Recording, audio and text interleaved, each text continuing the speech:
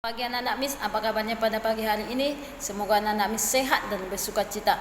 Baiklah, bagi anak-anak Miss tetap semangat belajar di rumah ya nak ya. Tetap selalu berdoa supaya COVID-19 ini cepat berlalu dan bisa kita bertemu kembali di sekolah kita, sekolah SD Pelita Kasih. Baiklah, tema kita pada pagi hari ini kita masuk ke tema baru yaitu kebersamaan. Subtemanya kebersamaan di rumah, kebersamaan di rumah ya. Kebersamaan itu ya seperti kebersamaan kita di rumah, yaitu kita bersama keluarga kita makan bersama ya. Contohnya ada seorang anak ya, ada seorang kebersamaannya, seorang anak namanya si Siti ya. Siti tinggal bersama keluarga di rumah. Siti ada ayah, ibu Siti dan Ali ya. Mereka ada 41 keluarga. Mereka sering makan malam bersama ya. Bagi seperti anak didik kami, kalau anak didik kami makan bersama dengan orang tua kita yang ada di rumah. Ayah Siti sering bercerita sesudah siap makan malam. Siti dan Ali menyukai cerita ayahnya itu cerita binatang. Dan Siti anak yang rajin di sekolah ya. Di sekolah Siti dan teman-temannya hidup rukun ya. Beberapa kegiatan di sekolah dikerjakan bersama. Siti sering bermain dengan teman. Mereka saling menghormati ya. Bagi anak didik kami, kita harus menghormati orang tua kita di rumah, ayah dan ibu dan abang kita juga dan kakak kita yang ada yang seperti yang umurnya sudah di atas kita, kita harus menghormati ya. Tadi cerita tentang si Siti dan ayahnya dan ibunya dan alinya, mereka bercerita tentang binatang ya, seperti tentang binatang ya, seperti yang ada di buku Miss ini. Kebersamaan di rumah mereka, kebersamaan, suasana kebersamaan di rumah si Siti pada hari Minggu. Ayah dan ibu Siti dan Ali berada di depan rumah. Siti dan Ali sedang memberi makan ayam. Ayah membersihkan selokan, ibu menyapu halaman belakang rumah. Seusai bekerja, mereka makan bersama. Bagi anak didik kami ya, kebersamaan di rumah kita itu sering kita pada hari Minggu ya. Contohnya kita harus bersama membersihkan rumah kita. Contohnya ada yang menyapu rumah, ada yang memasak, dan ada yang membersihkan selokan, dan ada juga yang menyapu halaman belakang rumah ya. Bagi anak didik kami ya, seperti yang ada di buku Miss ini ya tadi, seperti contohnya anak didik kami duduk bersama di rumah ya, ayah dan ibunya, atau contohnya ayah bercerita tentang dongeng ya. Dongeng itu anak didik kami contohnya yang berjudul seperti yang ada di buku PBTmu, yaitu ada di tepi telaga ya. Contohnya Miss akan membacakan dongengnya ya. Di tepi telaga, di tengah hutan terdapat telaga. Pada suatu pagi bebek turun telaga. Bebek gemar mandi di sana. Bebek asik berkecipuk. Bebek memukulkan sayapnya dan mencelupkan kepalanya ke dalam air. Tiba-tiba ada sesuatu yang bergerak di dasar telaga. Seekor buaya besar mendekati bebek. Elang yang sedang hinggap di pohon di tepi telaga melihat gerak buaya itu ya. Elang binatang yang bermata tajam. Elang tahu kalau bebek dalam keadaan bahaya. Elang segera berteriak kepada bebek untuk menepi. Dengan cepat bebek naik ke daratan. Selamatlah ia dari bahaya. Bebek mengucapkan terima kasih kepada elang ya. Di tepi telaga ya, itulah cerita atau dongeng yang diceritakan orang tuamu kebersamaan kita di rumah ya, kebersamaan kita di rumah. Dongeng adalah cerita yang belum diketahui kebenarannya ya. Sekali lagi, dongeng adalah cerita yang belum kita ketahui kebenarannya, seperti dongeng tadi yang diceritakan Miss di tepi telaga, seperti yang ada di buku PBTmu halaman 1 dengan tema kebersamaan di rumah. Ya, ciri-ciri tentang dongeng atau fabel adalah yang pertama menggunakan hewan sebagai tokoh cerita. Yang kedua, tokoh hewan memiliki karakter dan sifat seperti manusia. Yang ketiga, memiliki alur cerita. Yang keempat, memiliki pesan-pesan kebaikan di dalam ceritanya. Itu ciri-ciri fabel atau dongeng. Ada 4. Yang selanjutnya, dalam dongeng itu ada unsur-unsurnya. Ada unsur-unsurnya dalam menceritakan dongeng itu. Yang pertama, ada tokoh, ada latar, dan ada watak, dan ada amanat. Yang pertama tadi ada tokoh, ya. Tokoh adalah tokoh yang berperan dalam cerita tersebut. Yang kedua, latar tempat terjadinya dongeng. Yang keempat, watak sifat dari masing-masing tokoh dalam dongeng. Yang keempat, pesan dalam sebuah cerita atau dongeng. Yang ada tadi 4 dalam dongeng. Dalam dongeng ada unsur-unsurnya 4, ya. Bagian didik kami nanti Miss akan memotokannya itu dongeng adalah apa, ciri-ciri fabel apa, dan dalam dongeng itu ada unsur-unsurnya apa. Nanti akan Miss fotokan dan dipindahkan ke buku catatannya. Ya, bagian didik kami seperti yang ada di buku PBT-mu. Ya, di situ di buku PBT-mu. Ya, lengkapilah kalimat di bawah ini berdasarkan dongeng, di atas dengan kata yang tepat. Seperti yang ada di sini, ya, di tengah hutan terdapat ada apa tadi? Di tengah hutan itu ada terdapat telaga. Ya, bagian didik kami selanjutnya, ya, Miss akan menceritakan tentang ada seorang atau seperti yang ada di diskusi tentang dongeng tadi, ya. Ibu memberikan sambil memakan kue donat, ya. Donat itu, ya, ibu menghidangkan 3 buah kue donat. Setiap kue dipotong menjadi 2 potongan sama besar. Siti, Ali, dan ayahnya mengambil masing-masing 1 potong. Siti sangat senang bersama keluarga di rumah. Ya, bagian didik kami Miss akan mengenalkan pecahan. Ya, pecahan seperti yang ada di buku Miss ini, mengenal pecahan. Ya, di sini ada tadi yang dihidangkan ibu kue donat. Kue donatnya ini utuh ya. Kalau dia dipecahkan dia menjadi 2, ada yang setengah, ini setengah, ini dan setengah. Berarti ini kalau udah dibelah ini menjadi setengah. Yang kedua ada lagi 1 utuh lagi donat. Kalau dia seperti ini, dia dikatakan tidak setengah, tidak pecahan. Berarti ini bukan setengah. Ini karena kalau dia dibelah dia menjadi 2, contohnya kue donat itu dikatakan setengah. Ini bukan setengah. Selanjutnya bagian didik kami seperti yang ada di buku Miss lagi, ya, ada soal 1 diberikan Miss, ya. Yang pertama, sebuah donat dibagi menjadi 2 bagian sama besar. Setiap bagian tersebut titik-titik bagiannya berapa? Seperti ini. Ya, seperti ini. Dia menjadi 2, ya, seperti yang ada donat tadi. Dia menjadi, berarti ini setengah. Ini setengah, ya. Bagian di kami ini setengah, ini setengah, menjadi, kalau dia disatukan dia menjadi 1, ya. Yang kedua, Siti memiliki kertas berbentuk persegi panjang. Kemudian kertas tersebut ia potong menjadi 2 bagian sama besar. Setiap potongan kertas adalah titik-titik bagian. Ini contohnya, ini kertas ini, buku ini.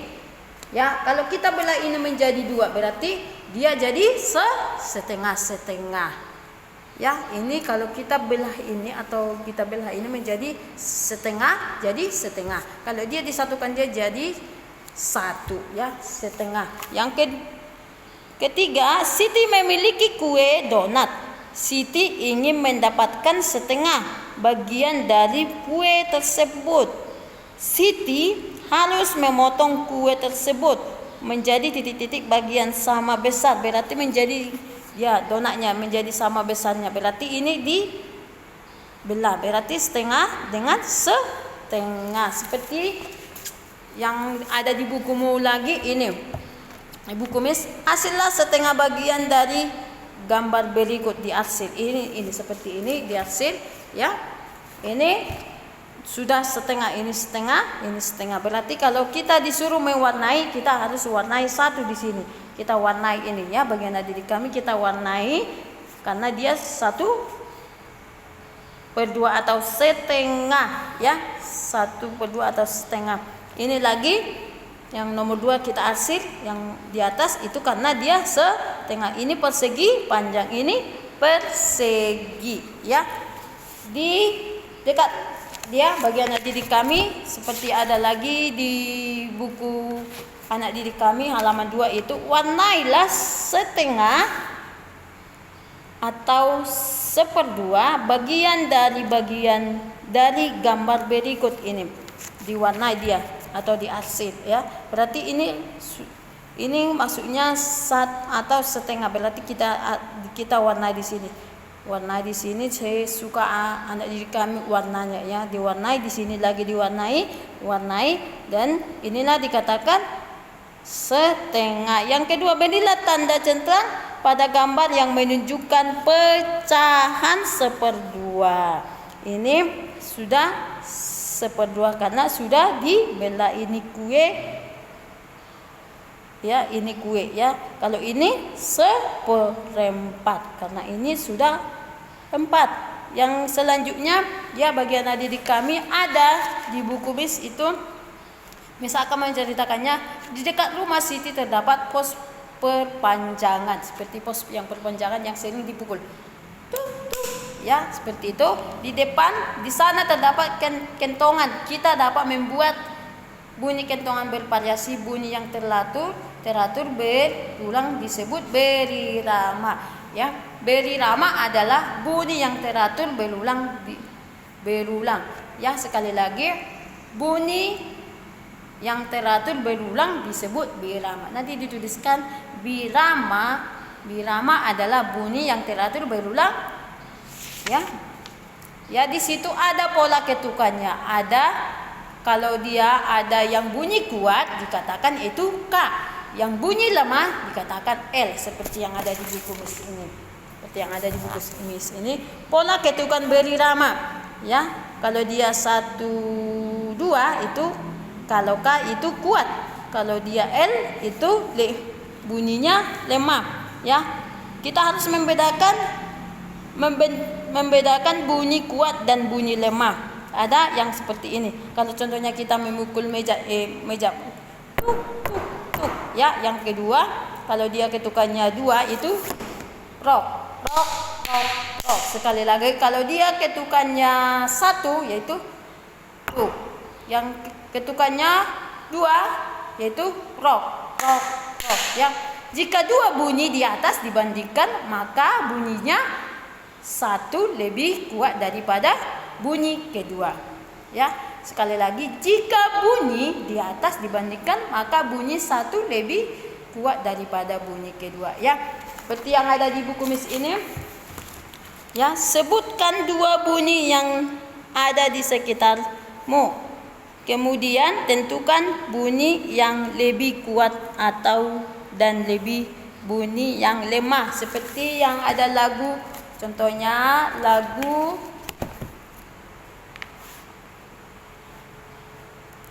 Cicak ya. Misal kami nyanyikan lagu Cicak. Cicak cicak ding ding ding, diam diam merayap, datang seekor nyamuk, hap, lalu ditangkap. Ya, bisa kita menyanyikan itu dalam memukul meja dan bertepuk tangan sekali ya dalam lagunya. Cicak cicak ding ding ding, diam diam merayap, datang seekor nyamuk, hap, lalu ditangkap. Bisa kita membuat iramanya dengan memukul meja dan tepuk tangan dalam menyanyikan lagu Cicak Cicak ya. Seperti Atau bisa kita melakukan lagi kalau kita bunyinya, contohnya yang ada di buku Miss itu, yang ada di buku Miss ini. Siti menyebutkan bunyi yang dihasilkan benda-benda berikut ini. Ada yang bunyinya yang paling kuat adalah nomor berapa, dan bunyi yang paling lemah adalah nomor berapa ini. Contohnya kalau dia mukul, kalau kita tepuk tangan, kalau kita memukul,